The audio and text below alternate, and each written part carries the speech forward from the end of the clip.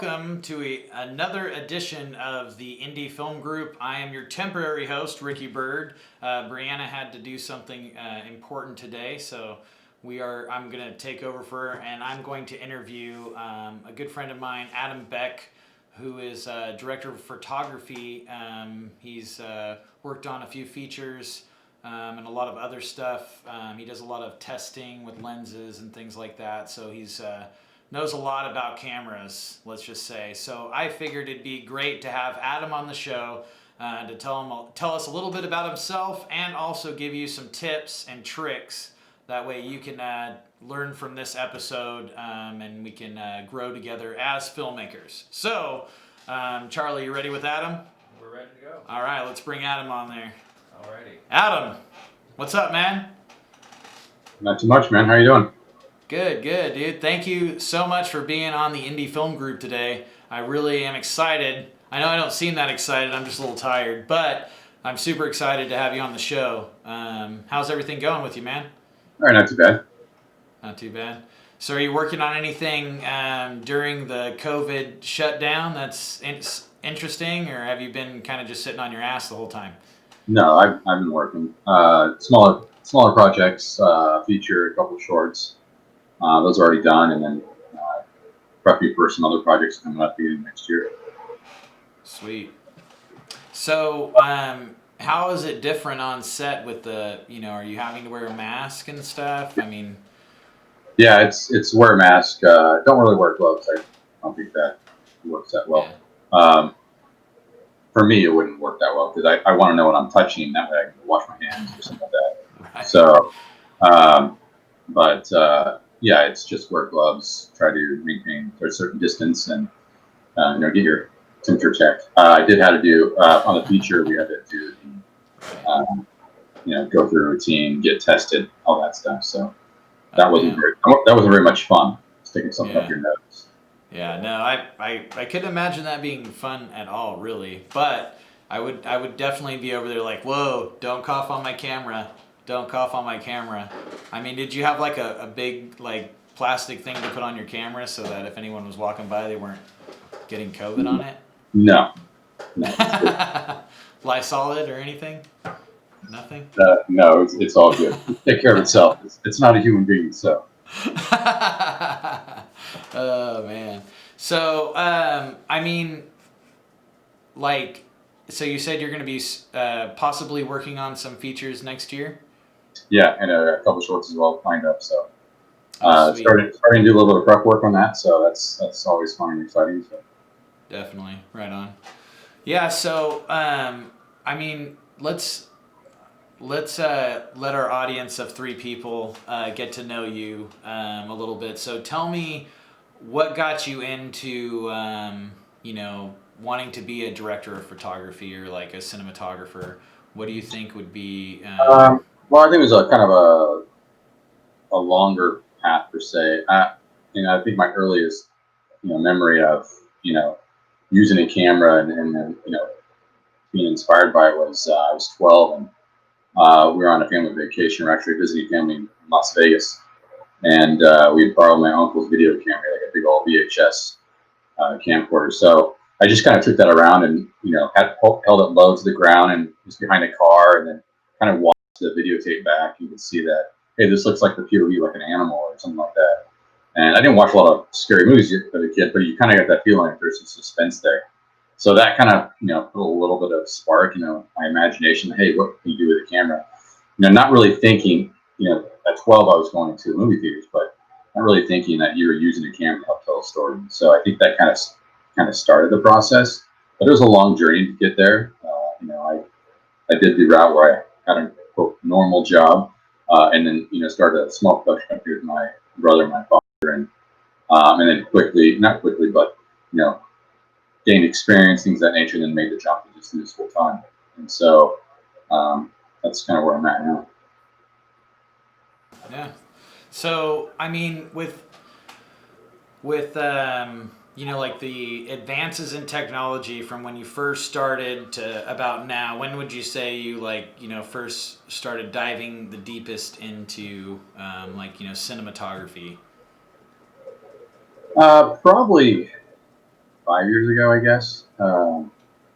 Maybe before that, just where it becomes more of a, it's just this passion or drive you have. So, even like when you're not working, doing other jobs, either you're testing something or you're researching or you're shooting, or you're just taking stills pictures, or you're just, you know, continually trying to improve your craft and figuring out, how can you better yourself. And a lot of times that's, evaluation of your own projects, whether it's, critically looking at your own work or, sending it to other people and getting their feedback. And I think that's important. And I think, nobody steps into this business being a master of anything. It takes work and a lot of time. So I don't, you know, I think that's the one thing you could say about, even working in the indie realm, working with Project View, it's each one of those projects we've done, we've learned from it. We've, been had some successes and, had and made some mistakes. And so, and you take that experience with you so that hopefully you don't make those same mistakes again, and that you improve on the next project. Sure. Yeah, I totally agree with you. It's like every project is like a learning experience, and you kind of like, if you're not taking away some kind of new information, then you aren't, really challenging yourself. But I think filmmaking alone, especially in the indie realm, I can't really speak for giant sets. I've never been, really a part of those. But, in the indie realm, it's definitely, a lot of moving parts, and there's always something organically that you should be able to take away from it. And I think you're right. I think going and doing the projects, you always learn something, sometimes better than you would in a film school or some online master class. But so what do you think as far as like, what do you do when you let's start from the beginning. If someone wants to say someone approaches you with a script, what is the first thing that you're going to take away? Like, just say you get a random indie filmmaker that approaches you and wants to offer you a position on their film as a director of photography. What would you like? What are the first steps, going through the script and whatnot, that you would do as a DP? And you can be as brutal as you want to be, or as honest, please, because I think people need to know Sure. this. No, I mean, I think before I get into that, one thing to apply that, I've worked on a few larger sets that you can still consider indie, but there's definitely over six figures and even seven. So um, it's what kind of the one things I take from that is there is a process, and I'll call it professional for lack of a better word, that you can bring into the indie world to help execute at a certain level. And I think the hard part about being in indie world is there's a lot of passion that goes into it, but there's also a lot of times you just don't know what you don't know. So that's I do kind of run across that every now and then, especially in the indie world, because they just don't have the experience, and that's fine. That's okay. Everybody starts out somewhere. So, but for me, I start out. And this has been an evolving process for myself. So it's not like day one, this is how I thought. No, I have mentors and, just feedback and researching and just my own experience, what has worked for me in this process. So for me, I get a script, I'll read that script a couple times. And so, and that for me is one, the first read is just, do I like the story? And it's also, who are you working with, and with someone you're comfortable working with, and script already, you're going to be a little biased towards the script, so that you want to do it. And then it's just okay. That second read through, it's more of like kind of breaking that story down, like who are the characters, what are they going through, and then it's that communication with the director. A lot of times it's just like, hey, what are you thinking of your vision? At the end of the day, it's not my vision; it goes on the screen to the directors, and so my job is to facilitate that. And so as I read through the script more and more, and I'll usually read 4 or 5 times a script, because I'm breaking down logistically, how am I technically going to do this? What equipment do we need? What is the director wanting? He wants a certain color. Okay, can the lights do that? Are we using LED? Are we using tungsten or HMIs? And so it's kind of figuring that out. And what's our budget too? If we don't have no budget, then really hampers what you're trying to do. So you got to take all those things into account and try to figure out, okay, what can I do to help the director get what he wants? And then you got to have honest conversations too, like, dude, I just don't know how we're going to do this. So that happens a lot. So it's a fun process. I love the pre-production process. I like talking about it. I love creating. And this is really the kind of time where you can get the ideas out and say, hey, what if we did this instead? Because at the end of the day, what the camera does should support the story. And so whether the lighting, the mood, the tone, that all is thought in pre-production. It's not on the day, oh, let's just do this. And you can, but you want to go and have a plan.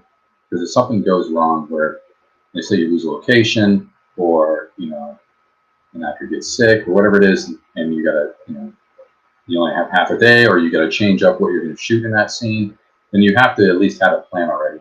If you already have the lights, you already have the equipment there you're gonna use, can you turn around and use that same equipment to fix your problem? Because you are solving problems. And so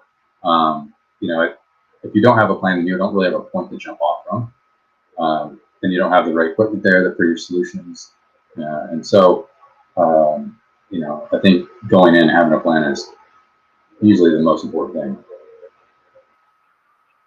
Then, from based on what you said, like having together like a script, would be the most important, and a formatted script, and as close as you can get it. Celtics is free. Final Draft is, I think, what, a couple $100. Those are little moves that if you're wanting to be serious about your production, that you need to kind of make sure you have in line for other people to take you seriously. So I think also, based on what you're saying too, is, like having the plan, knowing your budget, is super big. Before a lot of people put the cart before the horse, and you need to find out, realistically how much money you have, before you're even reaching out to DPs and stuff like that, but as far as breaking down the script and letting, the director, and talking to the director, and, I feel like, talking to your DP before you start your production is, where you can really understand, the vision and know what your limitations are, Yeah, a I would lot say of it becomes in that. I would add to that, Good. like, I think it's important to have your script format correctly, because if I see that script and it's not formatted correctly, I'm already, assuming something about the director or the screenwriter. Right. And Right. so, and it's those little things that, hey, they're taking the time to do it right and do it correctly. And so I think that's extremely important. Doesn't mean it has to be perfect, but it's effort, right? It's the effort. Because if you want someone to come along, and help you do something, you want to make sure that you're also putting your best foot forward.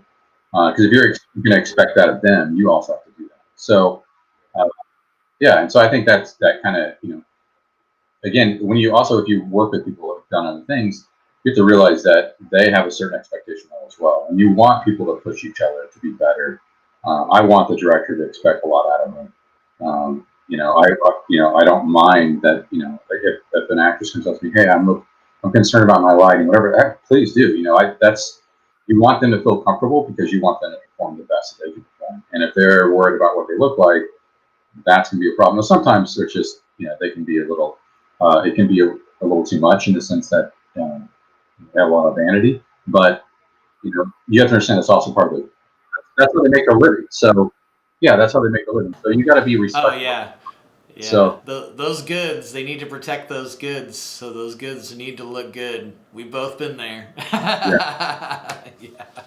Oh man. No, so real quick, I really want to touch on, now that we've kind of got the history of Adam Beck and stuff.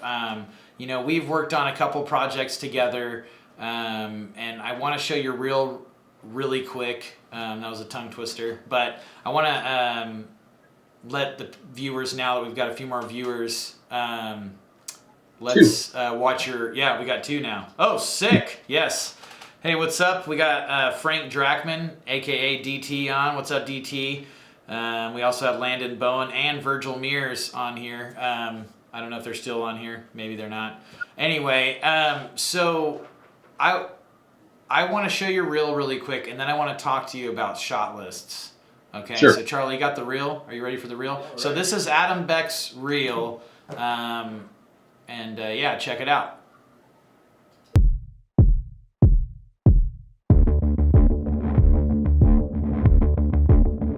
Never mind what's in it. You just bring me back the briefcase unopened. Best of luck to you.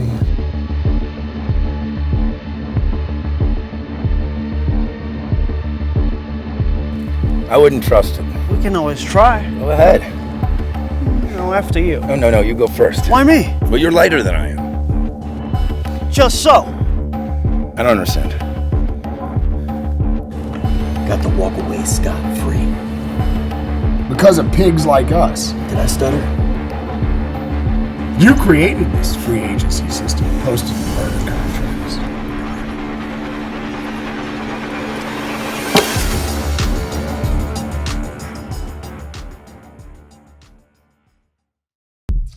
So that was Adam Beck's reel. So Adam, great looking reel. I saw some Booze, Broads, and Blackjack on there, which is available online on Vimeo right now, so you can check that out. We'll put a link in the description. Booze, Broads, and Blackjack. Yeah, that was an epic time. But yeah, so Adam, you're a little biased. You're a little biased. it was fun. It was a fun movie. So so let's talk about shot lists real quick. So Sure. Shot lists. What do you think as a DP? What is the importance of a shot list to you?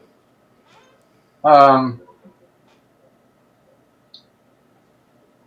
me, it's not. I mean, it's a communication tool, obviously, but for me, it's communication's the most important thing. So if you've communicated with the director beforehand, you know where you're going into the scene. You're going to get to a location, you're going to block it out. You're going to say, okay, these are going to be your shots. So going into your shot list isn't something that's set in stone all the time or cemented. Unless you're doing a lot of VFX work, that's complicated stuff.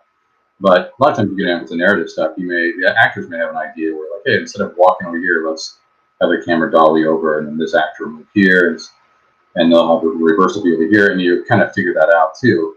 So the shot list is kind of more of a suggestion list than anything.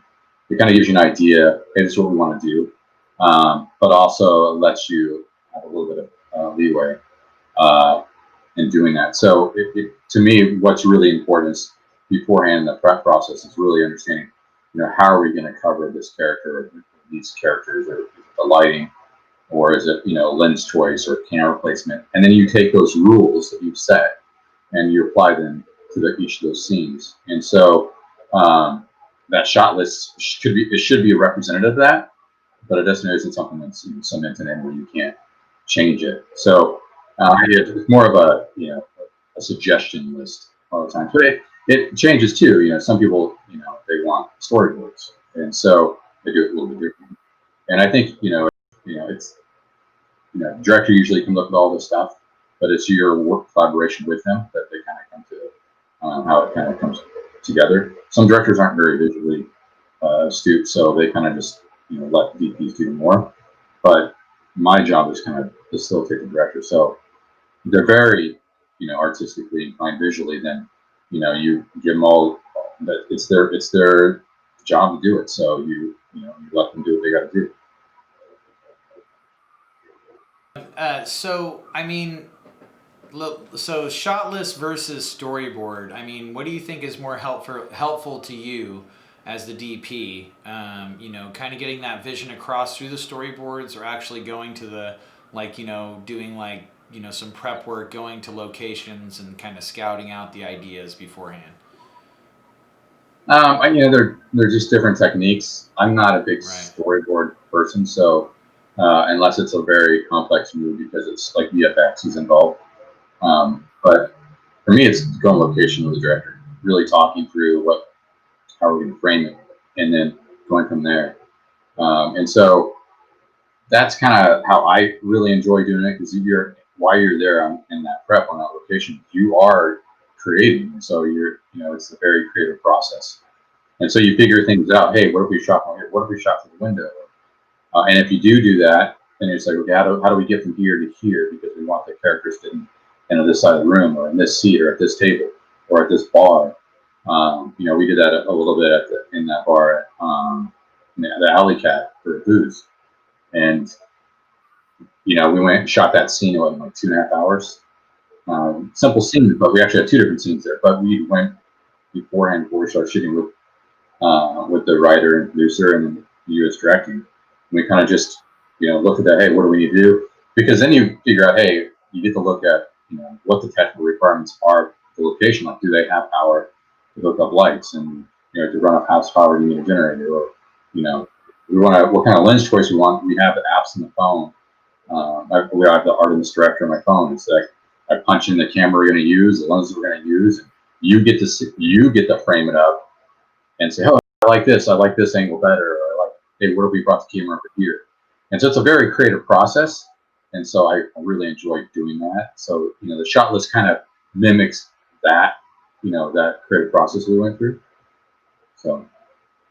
And I think I think you're also shedding light on the fact that you need to go to your locations and kind of get the idea of what you're going to be shooting with, because I've went to sets because I also act too, so I've been on a few sets as an actor, and it's fun to do different positions on sets, and I recommend anyone who's trying to do any kind of indie filmmaking to try to be a volunteer, go to other people's sets, think of you're learning what to do, sometimes what not to do, but it's always good to do it that way and kind of feel out the the way other people do things. But mostly when you're gonna shoot something and you have no money, it's good to go with the people that are making the decisions and figure out what, is there electricity at the place? Is there a bathroom at the place? What's the lighting going to look like at night? Are we going to need a generator? There's all these different things that, come into play, when planning your production. So I think with, like even when you're saying, it's like we went down to the alley, we looked and we kind of, and sometimes, that's not always the case. You can't do that. So there's a lot of prep work, a lot of times that needs to be done just to save you headaches when you're actually shooting. And I think personally a shot list and even a storyboard, I think you're right with the VFX. If you're going to have extensive VFX, it's probably better to have a storyboard. Naked Zombie Girl, I wrote that in as a stick figure script. It wasn't even a real script. We just shot to the stick figures because there was no dialogue, and I just had like a paragraph written. So there's all kinds of different projects that'll take different, a different way of kind of getting on top of it. But definitely going and kind of pre-planning with your DP and knowing the shots you're going to make at that location, or for the whole freaking movie, is pretty important. So Adam, now let me ask you this.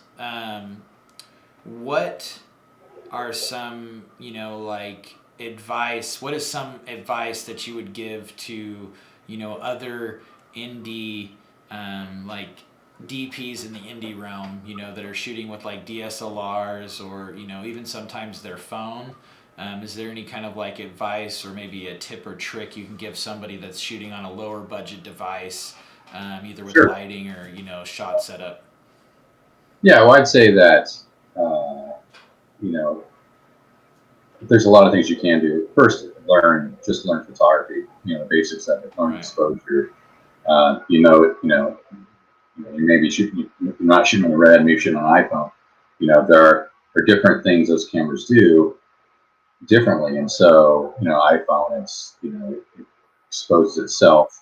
And so how do you maintain that? Sometimes you need an app that you can kind of maintain exposure and stuff like that on it. So you kind of have to know the equipment you're using, but you also have to know how to actually get exposure. So whether that's, knowing how to, put a soak over in between the actor and the sun to soften the light or to bring the exposure down, or is it, put a light in a room to bring exposure up because it's too noisy or too dark. Those are just kind of basic things. So, you have to kind of learn the basics of photography. And so I kind of start there, just learn how to expose properly and what that looks like. And then just kind of migrate from there. I would say that it's also camera placement where you put the camera. So if it's on the ground, or it's above the actor, or if it's over the shoulder. Learn different shot types. You can do that just by watching movies. You can do it reading books. You got to spend the time and energy doing it, and then go out and practice.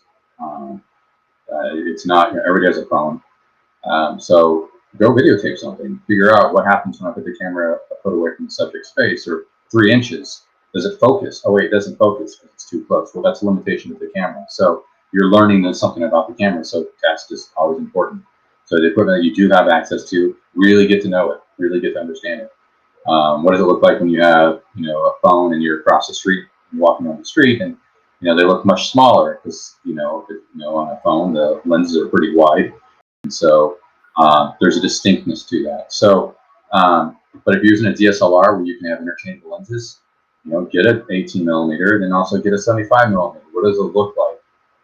What does that do? The longer lens compresses the image, where a wider lens makes the distance bigger, and so your depth's much larger.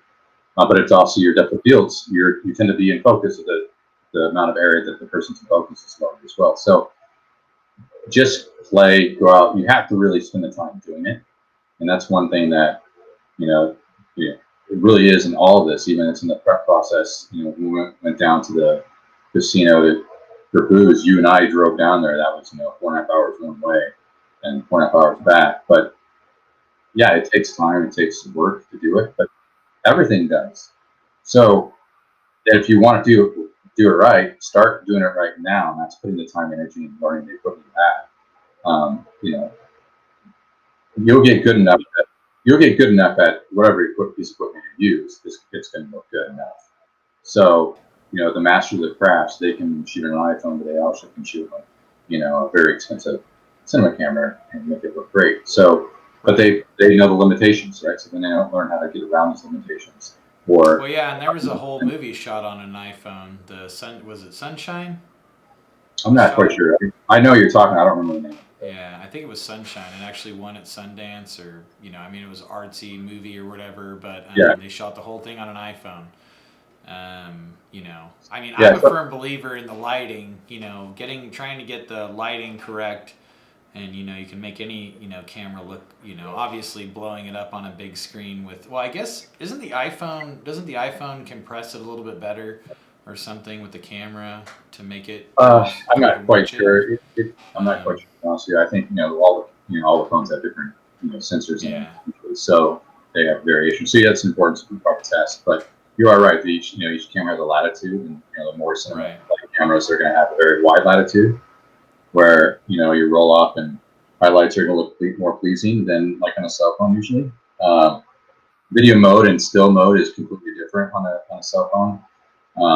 There's much more latitude in a still because it takes a lot less processing power to do it. That's why photography usually always is ahead of the curve over cinema, just because it's easier to process 1 frame a second versus 23.98 or 24 frames a second. So, I start there. Start with photography. Just start taking pictures. Learn what you like as an artist, whether it's a certain type of movie.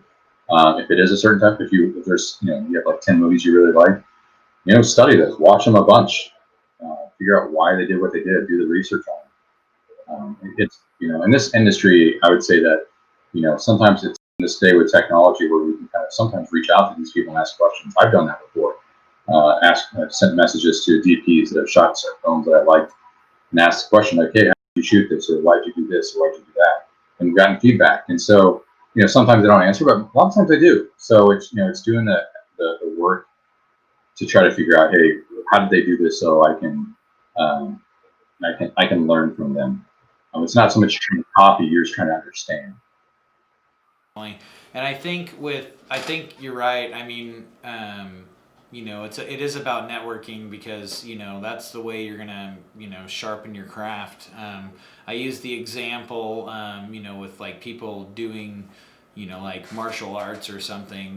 They're swinging at the air every freaking day, and if you think you're a filmmaker and you only pop out a camera or try to do one idea for, you're going to be stuck on that idea forever and it's never going to get done. You've got to kind of, do things, get to know other people that are doing it, and figure out ways. I mean, YouTube is a huge asset, but also can screw you up in some respects too, because a lot of those people aren't shooting like actual movies and stuff like that. But a lot of the lighting techniques and different things with cameras, it's a huge resource.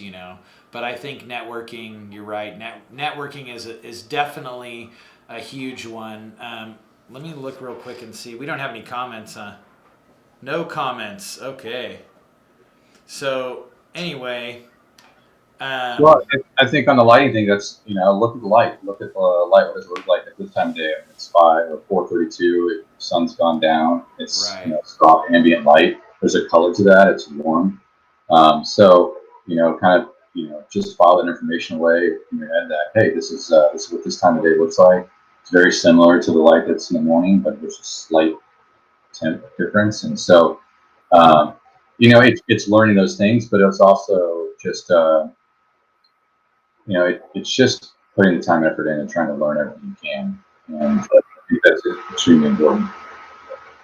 Definitely. It's, I mean, yeah, putting the time in, the effort, that's the key, especially and then pushing yourself to the next level and not, settling for things. Obviously there's, that's also in moderation too. Sometimes you do have to settle, but, trying to get to the next level and get up that, whatever hurdle it may be is always, a good way to get a better product or better video or better movie or whatever you're shooting.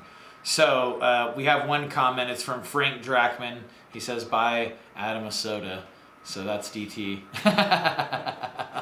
But anyway, so now I would say, let's say you're shooting a scene. What do you think? I mean, if you... How do you usually, say if you have a scene and let's say it's a dramatic scene, what would be the best way with the camera to make that scene a dramatic scene? Well, I think it's a culmination of things. So lighting can add a certain mood to it, a certain tone of color that could emphasize a certain emotional, whether it's red or purple or green. Those all those colors we tie to emotionally to something. So I think that that's part of the aesthetic.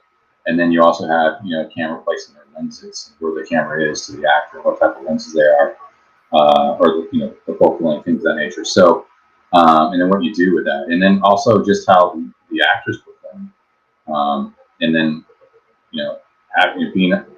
paying attention to what's going on, so that if their actors do something that's like, hey, this is a great angle, but on that one line where she emphasizes this part of the story, maybe we should get a close up on that, or maybe we should get a different angle, or maybe we should frame it in a way that his back's to her, or one of the characters' backs to the lead actress. And so I think it's really knowing the story and putting the time into reading the script, understanding what's going on, and then using those tools of, hey, if I use the camera, it helps say this, and then applying that to shooting on the day. And so it's hard not having a script for an actual scene, and you can say, hey, do this, because I think too, we all have our own experiences. So what I think is moody may not seem as moody to someone else, another DP, and so all the DPs have different experiences, so they see things differently. And so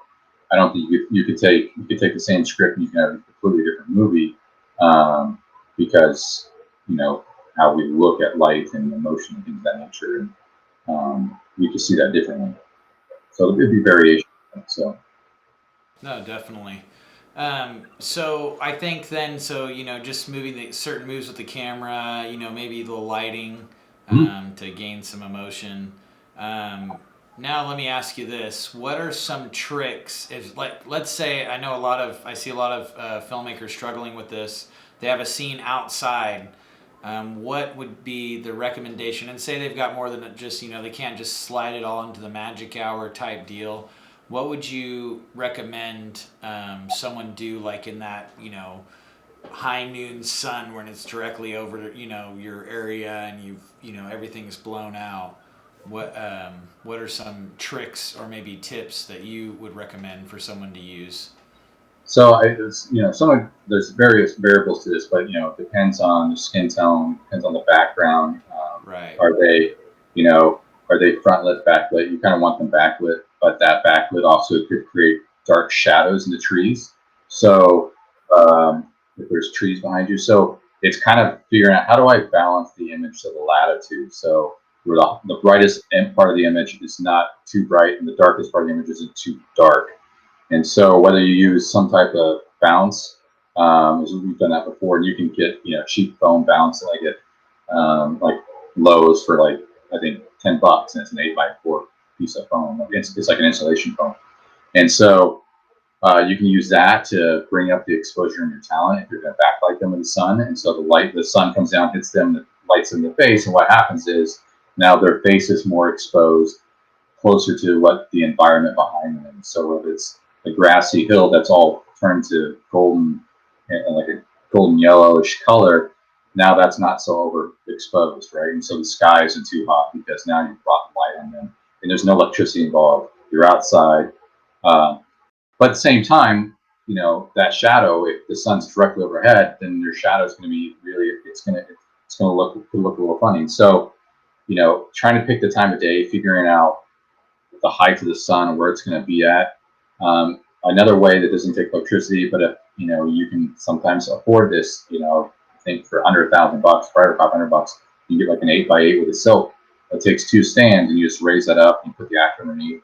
You can put flags up that can create on the sides to create a little bit of negative fill to add some shaping to the face where it's just not overly soft. Because if you just put like a silk over them, it's going to be a really soft light coming from above, and it's going to be evenly lit, like if you're outside and it's overcast. And so, adding those flags in there will help throw negative fill, which will create shadow on one side of the face, and that gives you some type of shaping. So there's a lot of different ways to go about this, and that's what's great about watching movies or behind the scenes is if you watch it and if you look and study, like, hey, why is the lights there? What do they have over them? And, oh, it's a big frame which got some type of material on it.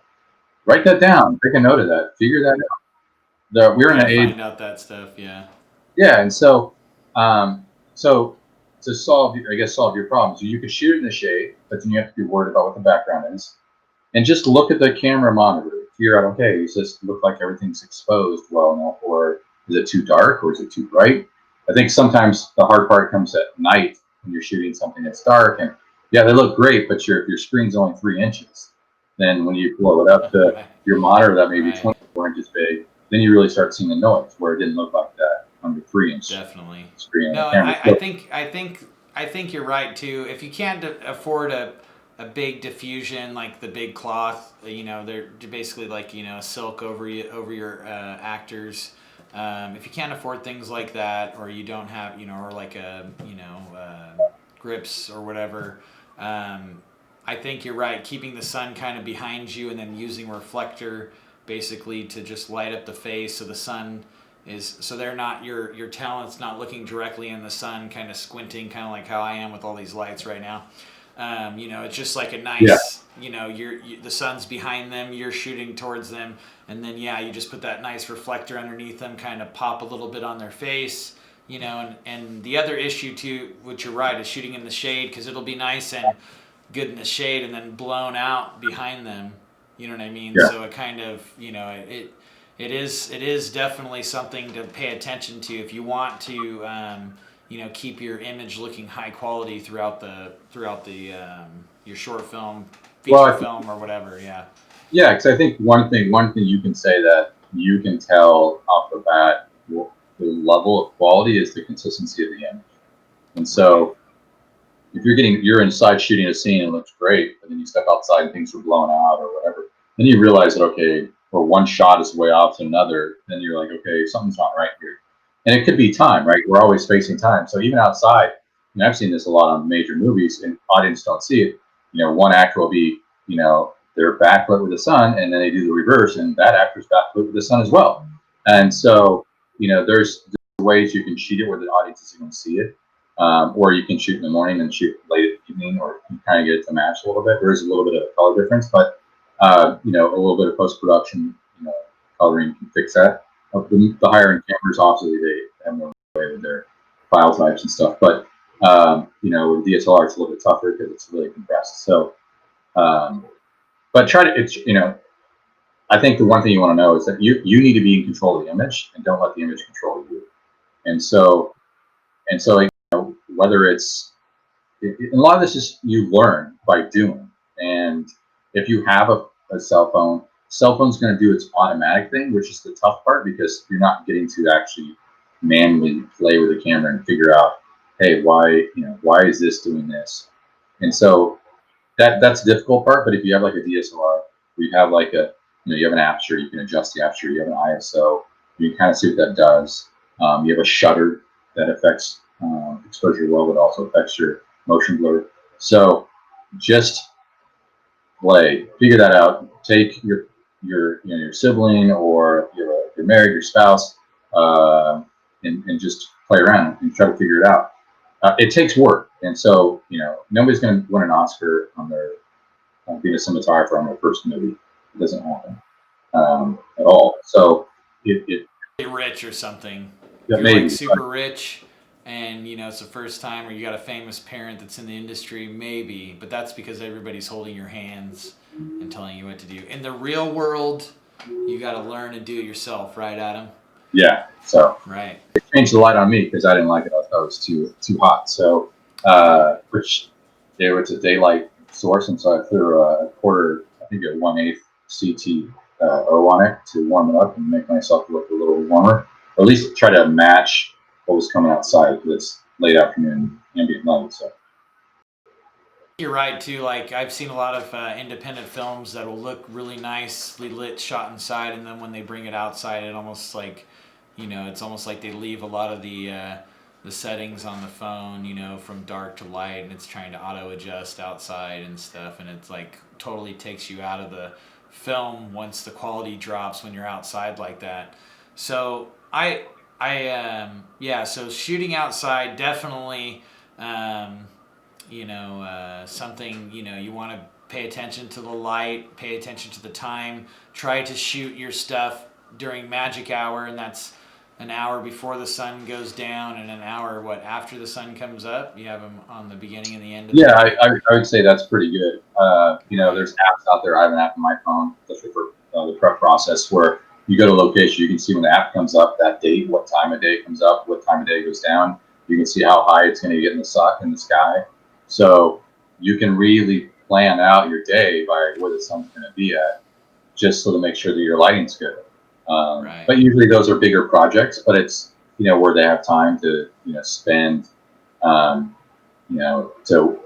shoot something in the morning and then go shoot something else, come back and finish the scene at night. Right. A lot of times they don't do that much anymore, but, that is an option, that if you're doing something on your own, that's a short or whatever, that you really want it to look good, and then just to, schedule that time and go shoot at the right time of day. Right. So make sure you get out there plenty enough time to set up and be ready to go. And so when the sun's in the right spot, you can start rolling. I really think going out there and trying to do everything during magic hour is your best bet. You're right, especially at a lower budget, and it'll really save your film, especially if you're outside. But if you can't do things like that, always be open as a director or a producer or even a DP to kind of move some of the scenes inside.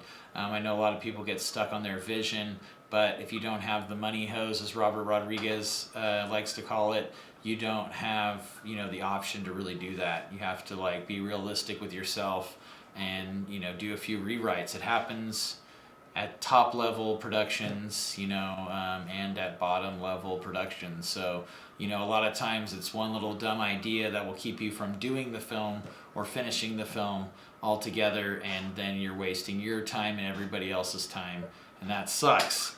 So, Well, no, lastly, I'd go say ahead. that Would you? just to add to that, you have to understand too, as an indie filmmaker, you're trying to get to a certain point in your career where it's not so indie anymore, and you're making a good living, and you're providing for your family, whatever it is, and it's all based upon the project you're doing. You want success, right? You want to be successful doing the type of movies you want, and at any budget, you don't always have that opportunity. You do sometimes get a lot more leeway, right? Because there's less strings attached. But you have to understand that what you're shooting is going to be compared to someone who's got a big budget. And so, I think I heard the summer Jason Blumhouse talk about, if your VFX shot can't compete with, a major studio, then maybe you don't do that shot, because you're going to be compared. And so, think about what your weaknesses are and what your strengths are, and then if your weaknesses are going to hurt your story and take away from it, maybe you should try to do something different in that scene. So maybe there is a rewrite, like you said, or maybe you just shoot it differently. So. Oh, and I agree. If you don't have the money to do a VFX shot, don't do it, and don't let that make or break your story. Because, if you don't have the assets to do the things like that, it's not worth trying to attempt, because it's just setting yourself up for failure a lot of times, and that sucks. So now. Last thing, because we got to wrap it up. I think we're hitting almost the hour mark, or we're only at the 47-minute mark. No big deal. But is there like anything else that you think, like, let's go for independent directors and producers? Because I'm sure you probably get hit up by both. What kind of advice would you give them, to not only like a general advice as far as to get out and contact a director of photography for a project? Well, I think a lot of times you'll whether it's a post somewhere, or usually hey, my friend's looking for a DP, or whatever. Then it's about sending reels in. A lot of times people say, hey, well, their reel looks really nice, but I don't see the project that it's about. And DP should be chameleon, so we should be able to say, hey, yeah, for you, we did the mob movie, but then we've also done a grindhouse. I've done a lot of other things, but the job of cinematographer, they should be able to do all these different things. It's just not like someone shoots in the commercial world. It's quite a bit different, but in the narrative world, no, DPs ought to be able to do anything. And so, if you like, something that they have on the reel, then you reach out to them, ask them. They may be a total punk to work with. You may not want to work with them, but just talk to them, and talk to more than one, and just kind of see what you want, and then see, hey, can I get along with them? Will it be a good working relationship? There are people, I see this on Facebook every now and then, people looking for DPs and stuff like that. But a lot of times it's through people you've worked with, who are like, hey, I know this guy that I just worked with. He's really good, or he's horrible. Don't hire this dude. So it's word of mouth. I don't know. Did I answer the question there? I don't know if I was. Okay. I think so. Now let's go the reverse. Now, what advice would you give? Like people, director of photography, someone who's wanting to get into it. Maybe they have a camera and they're having trouble, trying to get work.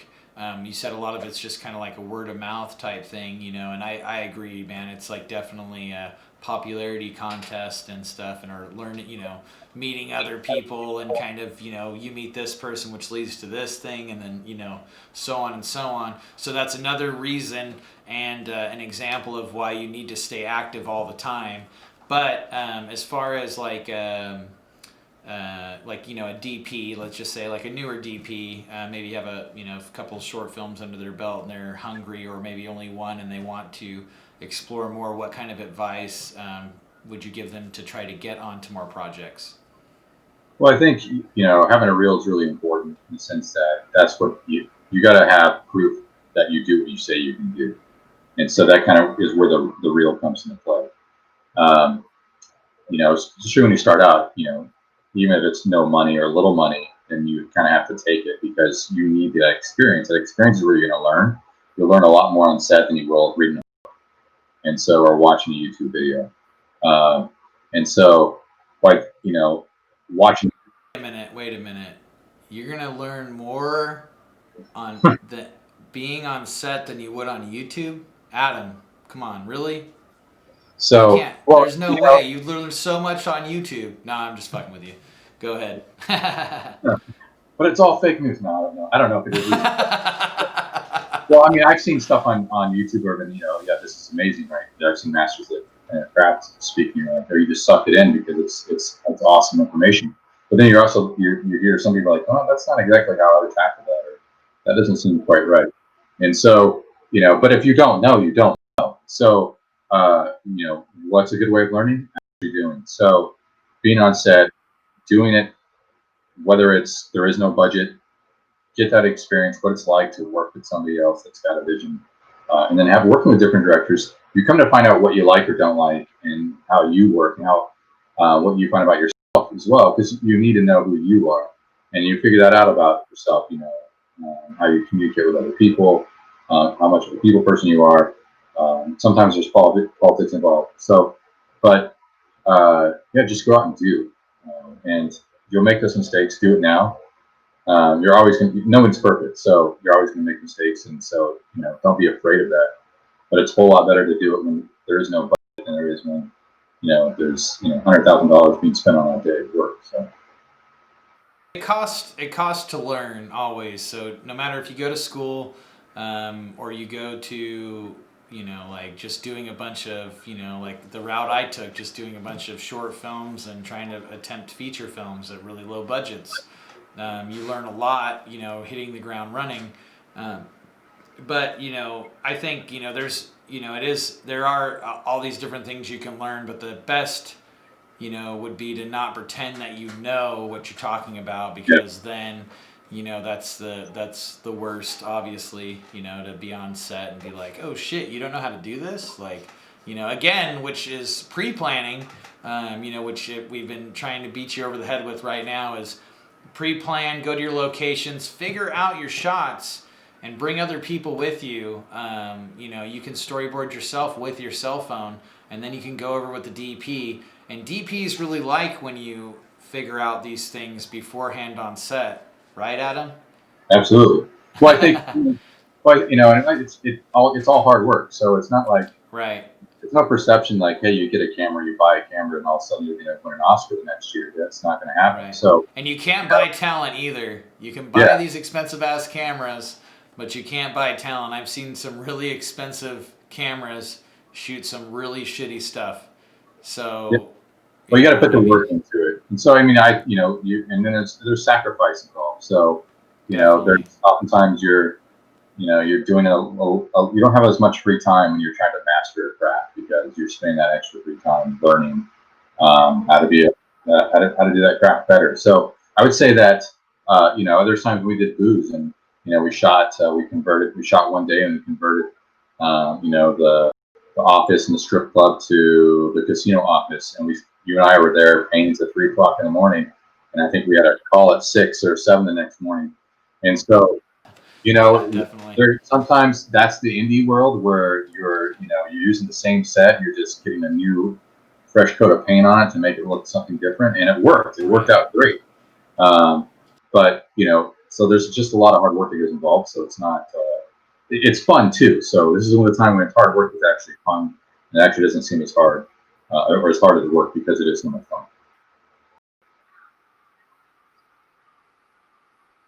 You don't work when you're doing something you love, that whole thing.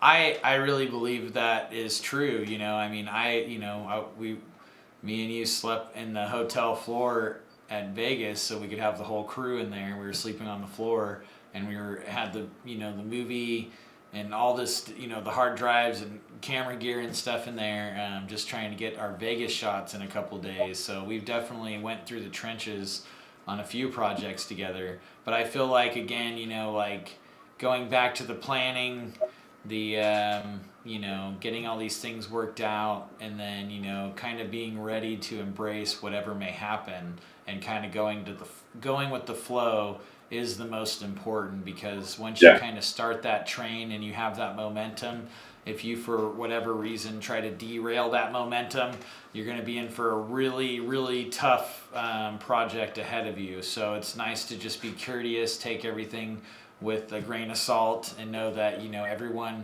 is always going to be stressed out around you. So you might as well just kind of, you know, just relax and, you know, take it all in, with showing to care a little bit.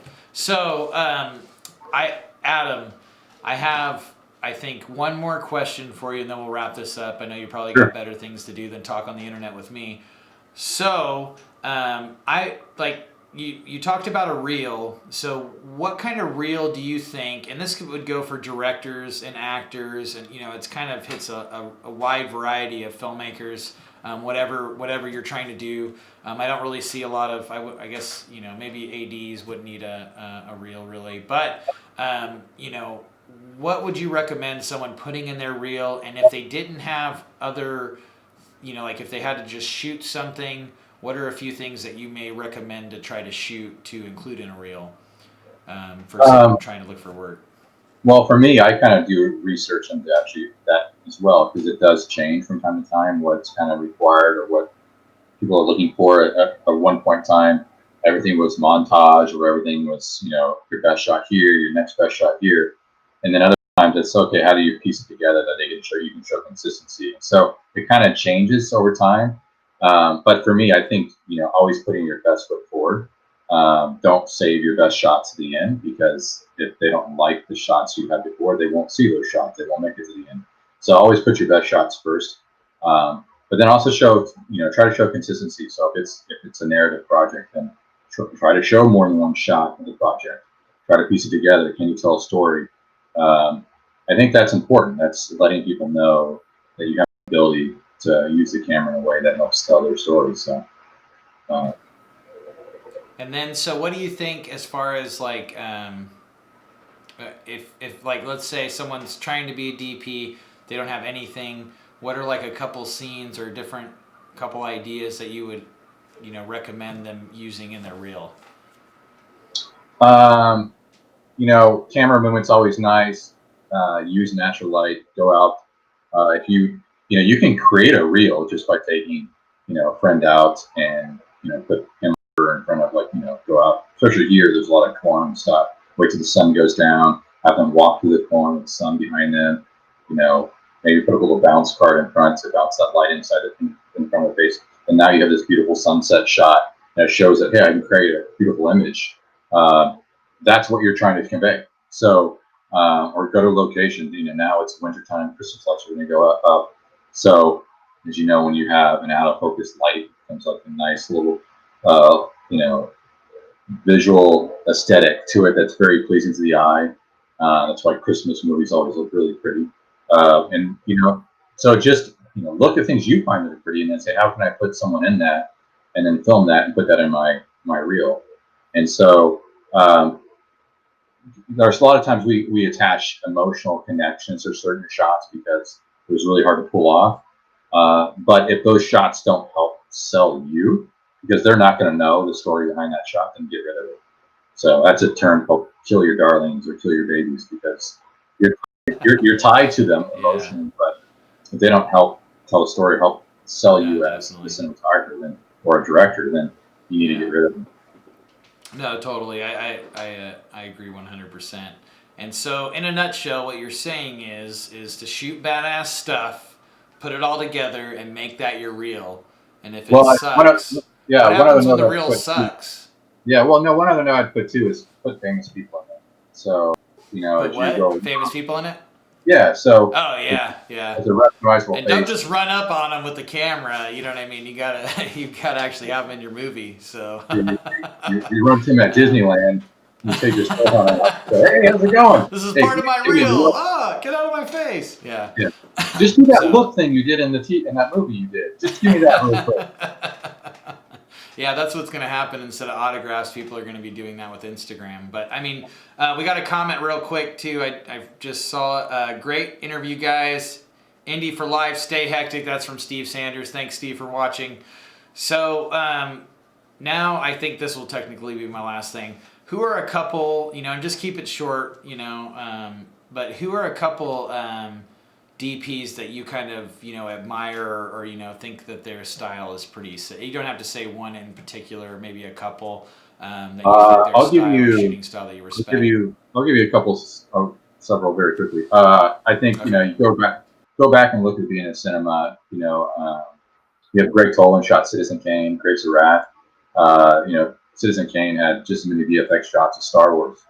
And that movie was done, 50 years prior. So, or about 50 years prior. So, there's, cinematography is an evolving craft. So you got to, kind of stay up on that. But look at what was done previously and the amount of effort they did it took to move a camera to pull off certain effects. But then there's Robert Krasker. He shot The Third Man, and that's probably some of the best black and white I've ever seen visually. It's an amazing movie, and then growing up for me, it was like Dean Cundy because he shot Back to the Future, all of those. He shot Jurassic Park, Who Framed Roger Rabbit, original Halloween. So in fact, I think he shot the first 3 Halloween. So he had such a great career, amazing career, and he's still shooting. Is because that he had all these bursts, animation, live action with animation where they actually move the camera and dress it. Not sorry, but Who Framed Roger Rabbit, and then the whole 3D animation with robotics in Jurassic Park, and see how those things kind of came together. And I think, look, those are part of my growing up, my childhood. So that left an impression on me because those are the movies that I fell in love with as a kid. So, but there's a lot. I mean, there's quite a few other DPs as well that I love their work, and someone that I actually got to develop a relationship with. So That's super awesome. And I think, Jurassic Park, totally. Yeah, and I pretty much most of all the movies, he has done. I could see that. And then, who else would you say would be someone that you thought was, a badass cinematographer?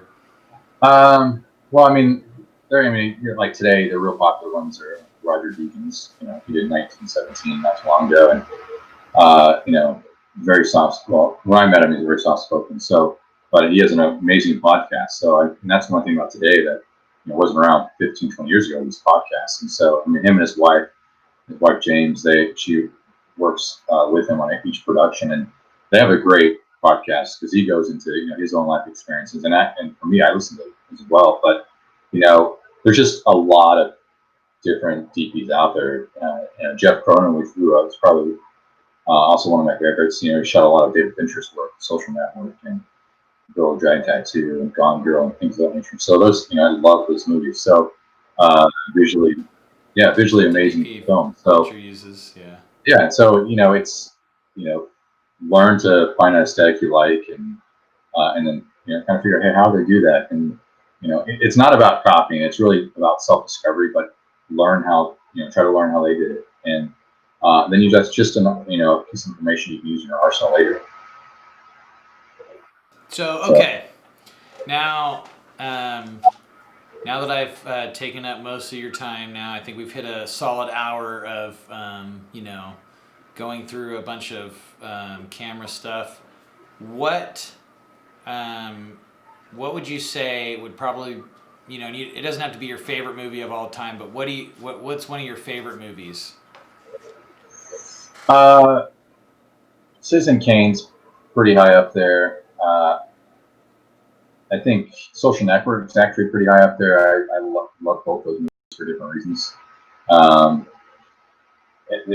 Third Man I really love too. The black and white is amazing. Just the long shadows, and there's a chase scene there that's probably one of the best of all time. It's that's hard. It's hard to say, hey, it's this one movie because there's Totally, yeah, I agree. It's hard. That's why I was just like, what do you think is like maybe one of your favorites now? What do you think? I mean, if someone's trying to be a DP, is there any books that you may recommend them reading or trying to dive into as far as, like trying to get into that field? Well, I'm going to steal Dean Cundy's advice because he says this quite a bit, but he says, watch movies with the sound off. And it is a great way to see not only the lighting, the camera movement, can you understand what's going on in the scene without the sound? And it's okay to deal with things you've already seen before too. You don't do something you've never seen, but then you also get to watch blocking, and that's one thing that watching Back to the Future, there's in each one of those movies, there's a pretty long scene where the camera and the actors are blocking around that movement. It's almost like one gigantic cut, but it's very seamless. You don't see it because it feels so natural. And so looking, if you have the sound off, that's one easy way to spot things. As soon as we get caught up in the story, I get caught up in the story. So, yeah, so Yeah, that's why I can't do subtitles. Every subtitle movie I have to watch twice because I'm like so stuck on the subtitles. Unless it's City of God. City of God, when I first saw City of God, I didn't even realize I was just so like into that movie. The next time I watched it, I was like, oh yeah, there's subtitles. So, and I got to thank Aaron actually for that movie because I saw that movie with Aaron. But yeah, it was thank you, Aaron. But yeah, so now I think that's pretty much it. What are some of the plugs that where can people see some of your work and well, I have a for future gigs? website. I found out recently that it's having some issues for some reason. Some people can get to the page, and the others it won't load. So that's Cinebeck, CINEBECK, and then I have a Instagram page which is CINE_Adam, and that's kind of where stills and things of that nature. And so I'll be posting something on Booze here sooner than later. Yeah, it's just just kind of show frame grabs, projects I've worked on, things of that nature. And I don't post as much as I should because social media is important, but it is what it is. So. Yeah. Hey, people get busy, man. Everyone acts like you got somebody else to handle all the social media stuff. Like you don't have to pause and do it, and sometimes, you get busy, you forget. I'm with you, man. Sometimes I'm just, sometimes I'm really on it and sometimes I totally forget about it, but, it is. I'm going to go make dinner after this, so. Yeah. Good. It's like twiddling my thumbs, right? Yeah. So, and then, so we have a thing I just want to quickly plug. Adam and I have a commentary on Booze. It's on Vimeo right now. You can check it out. We talk about shooting Booze, Broads, and Blackjack because that film, we did a lot of cheats and tricks, and I'm actually going to, try to put together some of the, the tricks and cheats that we did as another film available on Vimeo as well. But right now you can get Vimeo. On Vimeo you can get Booze, Broads, and Blackjack. If you go onto Vimeo, the half off code is just Jack, JACK, the number 21. Type that in at checkout. You get the film half off, and that includes a commentary with myself and Carl Nacita, the writer and executive producer of the film, and also a commentary with Adam Beck and I. I directed the film, and Adam was the DP, and we went through I think 21 days or something of shooting. Yeah. It was a very fun, epic time. But yeah, very low budget film about Vegas and mobsters, and we also have Vincent Pastore in it, who's helped out both of our reels, which you saw in Adam's reel earlier, and he was a delight to work with. So again, don't forget to check that out, Booze, Broads, and Blackjack. And then also, if you're trying to make films, check out my book, Cheap Movie Tricks. You'll see an ad for it at the end. And if you want to be a guest on this show, all you have to do is email Brianna at Hectic Films.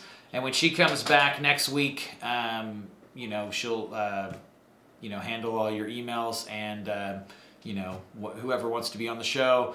Again, thank you, Adam, so much for being on the Indie Film Group show today. I super appreciate it. I'm super glad to have you. Wave real quick. Wave. All right. So again, thank you everybody for tuning in. I'm sorry. I know Brianna's a lot better to look at than me, but hopefully we kept you semi-entertained, and hopefully you'll tune in next week at 4 p.m. and let's grow together as filmmakers. I'm Ricky Bird. Thanks again for tuning in. Share this video. Leave us a comment. And yes, Steve Sanders, City of God is amazing. Thank you so much for watching. Keep it real, and we'll see you next week. Love me. Cut. Man, this movie sucks. I'm out of here. What am I gonna do? I'm out of money. Are you trying to make a movie, but you're running out of locations, crew, or even money? Buy my book, Cheap Movie Tricks, today and invest in your filmmaking career.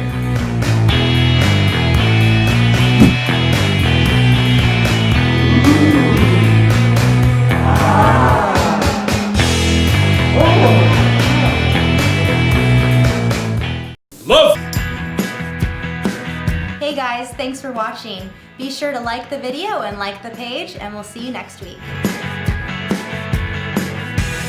If you want to be a guest on our show, just email me at Brianna@hecticfilms.com.